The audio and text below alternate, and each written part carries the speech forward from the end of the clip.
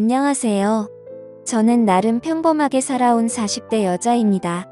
다른 사람들의 사연을 보면서 정말 세상에는 말도 안 되는 일이 많이 일어나는구나, 드라마보다 더 드라마 같다고 느낄 때가 많은데, 생각해보니 저에게도 정말 말도 안 되는 드라마 같은 사연이 있었네요. 저는 20대 후반에 남편과 결혼해 아이 2명을 낳아 키우고 있어요. 저희 남편은 홀어머니 밑에서 컸는데, 시아버지께서는 40대 때 병이 있으셨는데 올해 앓다가 돌아가셨다고 하더라고요. 그 이후로 시어머니는 아들과 함께 쭉 살았던 것이죠. 저의 시어머니는 정말 순박하십니다. 명품 백이나 구두 이런 거 하나 없으시고 꾸미는 것도 잘 모르세요. 저는 그래서 기회만 되면 제 돈으로 같이 사드리곤 해요. 그럴 때마다 비싼 거 뭐하러 샀냐며 도로 돌려주곤 하십니다. 억지로 손에 쥐어드리면 또 자랑하고 다니시더라고요. 며느리로서 너무 좋았어요. 선물할 맛 나잖아요. 제 친정엄마 같은 경우에는 뭘 사줘도 다시 교환하는 게 이이시거든요. 취향이 워낙 뚜렷하셔서요. 그에 반해 우리 시어머니는 주는 대로 잘 쓰고 잘 입고 잘 드시고 아무튼 정말 편했어요. 뿌듯하기도 했고요. 시어머니가 사시는 곳은 공단 근처라 공장에서 알바 형태로 일을 많이 하세요. 일생을 부지런히 사시던 분이라 집에 있으면 적적하다고 하시더라고요. 저희 집에 놀러 오셔도 걸레로 바닥 닦으며 하루 종일 보내는 분이십니다.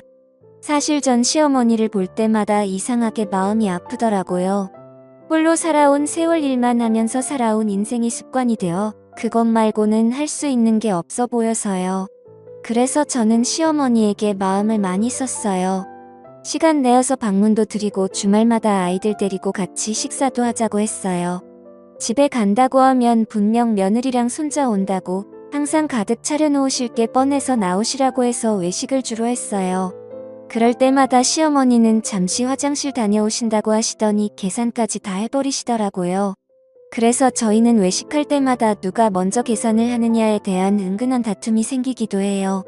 처음엔 어색했지만 시어머니와 며느리로 10년 넘게 살다 보니 어느새 엄마 같은 마음이 들더라고요. 아무리 해도 시자가 들어간 사람은 영원히 가까워질 수 없다는 말도 있는데 저는 좀 달랐어요.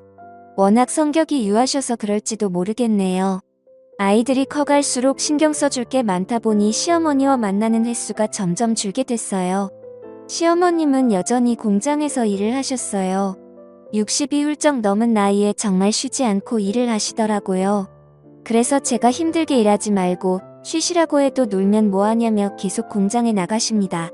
시어머니도 일을 하시니 번거롭거나 복잡한 일들은 제가 거의 처리해드려요. 예를 들면 보험 처리라든지 공인인증서 갱신 같은 것들 있잖아요. 그 중에 가기 힘든 은행도 제가 대신 가서 금융 관련 일을 처리해드리곤 합니다.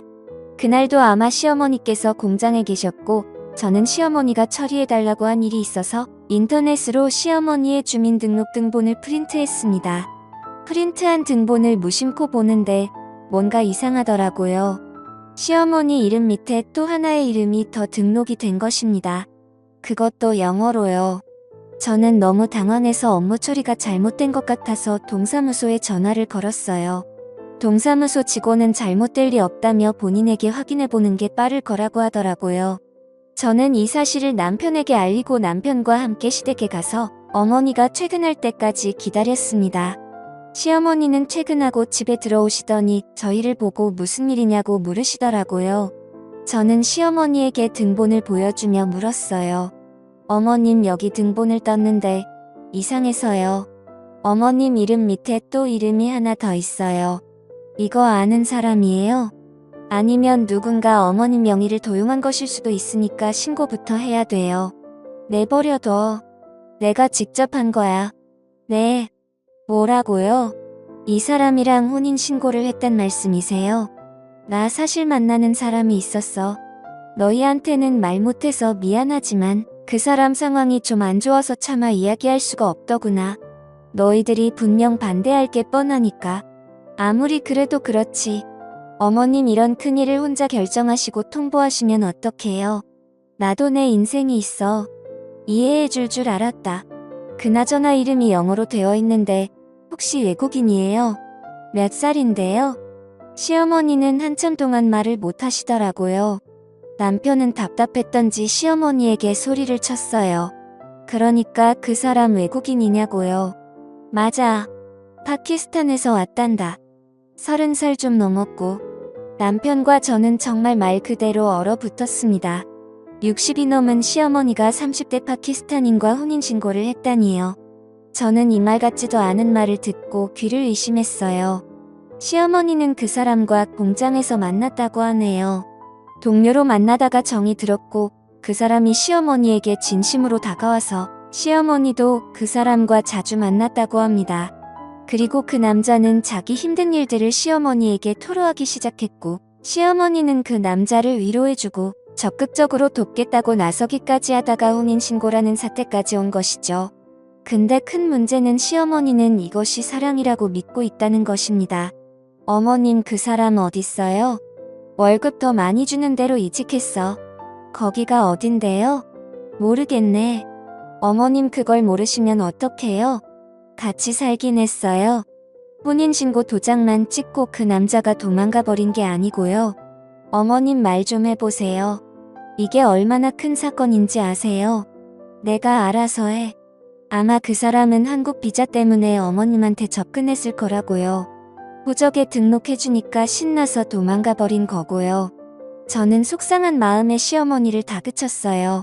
하지만 우리 시어머니는 계속 그 남자가 돌아올 거라고 믿고 계셨어요. 정말 답답할 노릇이죠. 어쩜 이렇게 바보 같으신지. 제 남편은 답답해서 밖에 나가서 담배를 피우고 있고 저는 계속 한숨만 쉬고 시어머니는 저희에게 계속 괜찮다고 하시고 총체적 난국의 순간이었습니다. 저는 일단 그 남자를 찾아야 했습니다. 분명 시어머니에 대한 마음은 진심이 아닐 테니 그 혼인신고를 취소부터 해야 했어요. 먼저 SNS를 뒤지면서 나름대로 추적을 해봤어요. 정말 서울에서 김서방 찾기가 이런 거구나 싶었죠. 그리고 시어머니가 살고 있는 동네에 있는 공장의 사장님들을 한 분씩 찾아냈습니다. 직접 발 벗고 나서니까 의외로 쉽게 찾아지더라고요. 시어머니에게 혼인신고만 걸어두고 도망간 그 남자는 공단 내의 다른 공장에서 일하고 있더라고요. 그 공장 사장님은 이름을 듣더니 바로 알더라고요. 얼마 전에 이직했고 나이도 30대 다 일치했어요. 저는 사장님에게 이 사람이 제 시어머니에게 저지른 짓을 낱낱이 밝혔습니다. 그런데 사장님이 갸우뚱하더라고요. 그 놈이 그럴 리가 없는데. 네. 왜요?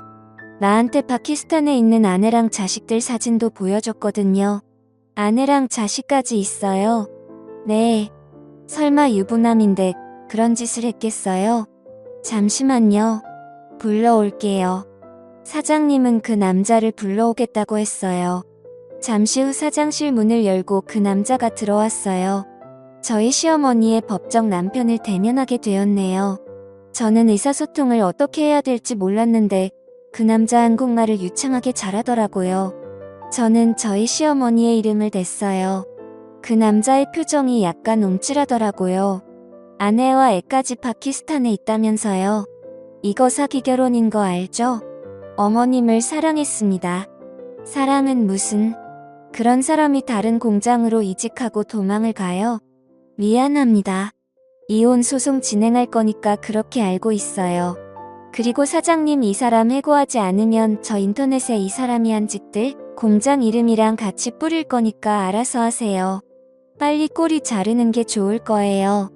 저는 사장님에게 이 남자의 해고를 건의했고 사장님도 사태의 심각성을 눈치챘는지 알겠다고 바로 인사 조치하겠다고 약속하셨어요. 문제는 저희 시어머니였습니다.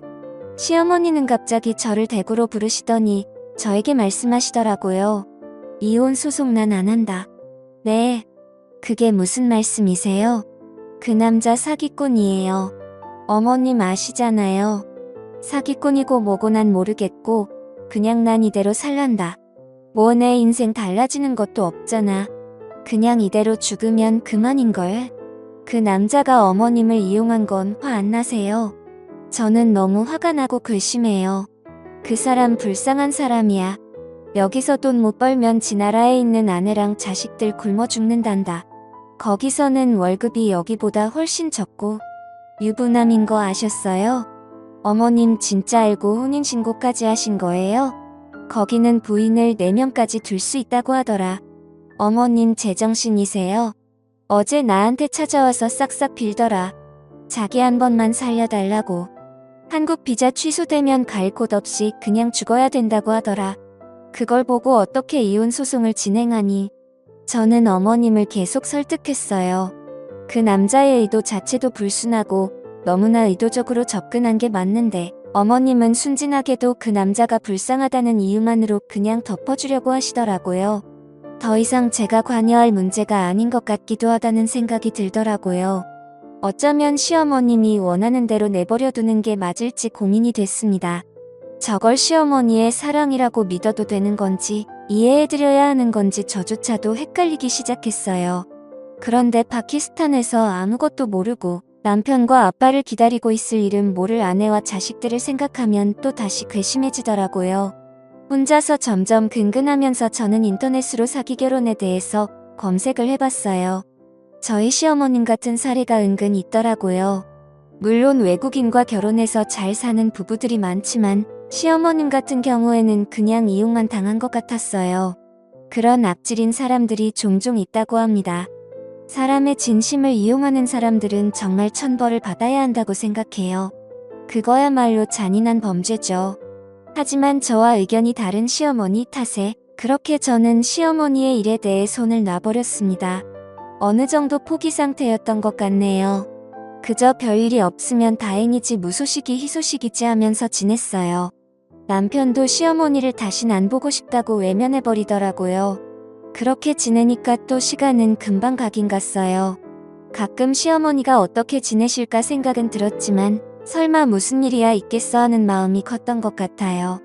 제가 평소 친구들에게도 오지랖이 넓은 편인데 시어머니에게도 괜한 오지랖을 떨었다 싶기도 했고요. 그러다 시어머니는 저에게 전화를 해오셨습니다.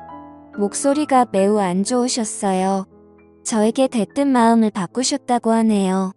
이혼 소송을 도와달라고 하더라고요.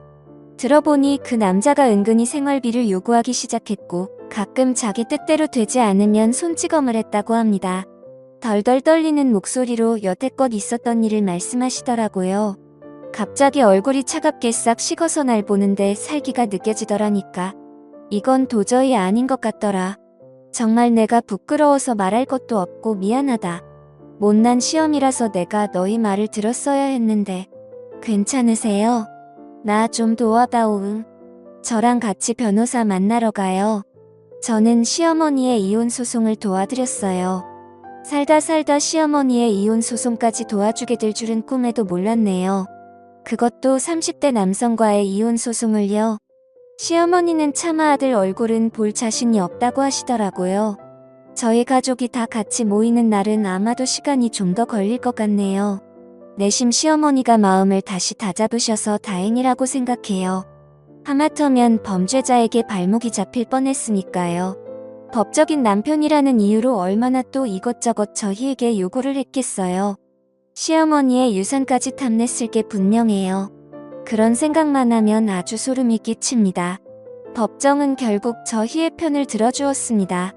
본국에 부인을 두고 결혼한 남자에 대해 결혼 이민 체류자 자격을 인정하지 않고 체류를 정지시키기로 했대요.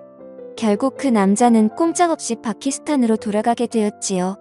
자신의 이득을 위해 사람의 진심을 가지고 장난치면 그 끝이 어떻게 되는지 그 남자가 꼭 알았으면 좋겠네요. 마음 같아서는 그 남자의 아내와 자식들에게도 이 사실을 알리고 싶었지만 연락할 수 있는 방법이 없더라고요. 아쉬울 따름이었습니다. 집에 모셔다 드리는 길에 시어머니를 힐끗 보는데 씁쓸한 표정을 짓고 계시더라고요. 아무래도 나름대로의 추억이 많이 떠올랐나 봅니다. 감히 마음을 헤아릴 수 없어서 아무 말도 건네지 못했네요. 그 이후로 저는 시댁에 자주 놀러 가고 있어요. 제 친구들은 저에게 뭐하러 시어머니를 챙기냐고 하지만 그 일을 겪고 난 후 마음이 외로우실까봐 걱정이 되더라고요. 든자리는 몰라도 난자리는 티가 난다고 하잖아요. 못난 놈이었지만 그래도 마음을 주고받았던 사람인데 오죽할까요? 아무쪼록 시어머니가 마음의 회복을 빨리 하셨으면 좋겠어요. 울적한 마음을 털어버리고 다시 예전처럼 가족 다 같이 명절에 만날 수 있는 날이 왔으면 좋겠네요. 그 날이 빨리 오기를 바랍니다.